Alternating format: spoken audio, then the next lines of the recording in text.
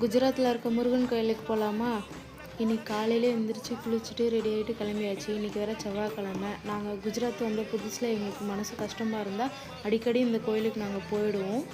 அங்கே ஏன்னா எல்லாருமே தமிழ் ஆளுங்களாக இருப்பாங்க. அதை பார்த்தா நம்ம ஊர் ஃபீல் வரும். அதனாலே வீக்லி ஒன்ஸ் கிளம்பிடுவோம். இது எங்கே இருக்குதுன்னு பார்த்தீங்கன்னா மணிநகர், அகமதாபாத்தில் தான் இருக்குது.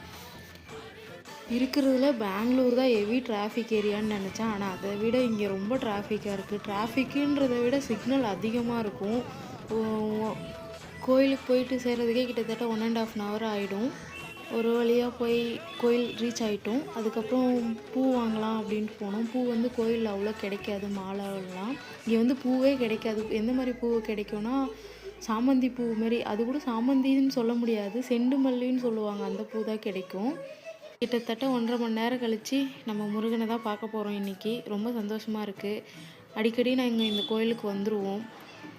இங்கே பூசாரியிலேருந்து எல்லாருமே தமிழாக தான் இருப்பாங்க. அதை பார்க்கவே கொஞ்சம் மனசு நிம்மதியாக இருக்குது. ஏதோ நம்ம ஊருக்கு வந்த மாதிரியே தோணும். எல்லாம் சாமியெல்லாம் கும்பிட்டு முடிச்சுட்டு கிளம்பியாச்சு ரிட்டன் வீட்டுக்கு. இங்கே கோவில் தவிர வேறு எந்த இடத்துக்கும் நாங்கள் போனதில்லை. ஸோ உங்களுக்கு ஏதாவது பிளேஸ் குஜராத்தில் தெரிஞ்சால் ரெக்கமெண்ட் பண்ணுங்கள். அண்ட் தொடர்ந்து என்னோடய வீடியோ பார்க்கணுன்னு ஆசைப்பட்டால் சப்ஸ்கிரைப் பண்ணிக்கோங்க சேனலில். தேங்க்யூ.